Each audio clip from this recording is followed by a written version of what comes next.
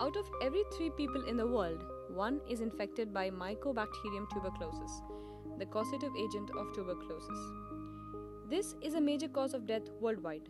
We had approximately 9 million cases and registered 2 million deaths in 2008 alone. This bacterium infects lungs of human body and can spread to the other parts of the body as well. About 100 years ago, Robert Koch from Berlin discovered this bacterium, and lots of research have been going on this deadly pathogen ever since. This small yet effective bacterium has a very interesting evolution. TB was around 500,000 years ago. Some people in Turkey have found in the rocks a fossilized skull which shows evidence of tuberculosis. We have drugs and vaccines against tuberculosis, but somehow it's just not enough.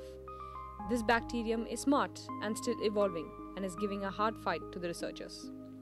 Well, there was a big change in TB research in the 1940s when streptomycin was discovered and it was found to be active against TB. So progress was good from the 1950s onwards for several years, several decades, but it's gone in the other direction, and the link with HIV/AIDS has meant that the infection has spread much more quickly.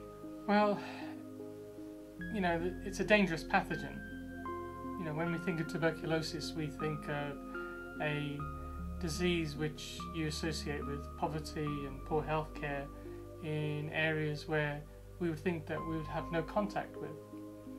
However, with current immigration and migration in terms of individuals coming from Africa and Asia, you can see that you can get transmission of the disease across several continents. So we are seeing a rise in terms of TB cases in the UK.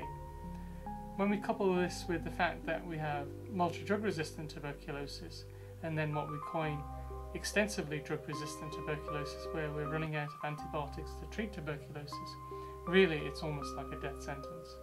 If you contract XDR-TB, there are no antibiotics available for treatment, so basically it is an end in terms of death.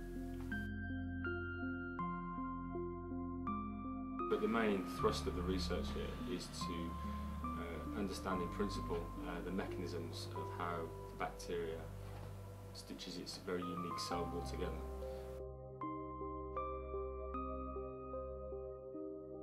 I wouldn't want to put a time frame on it. It depends.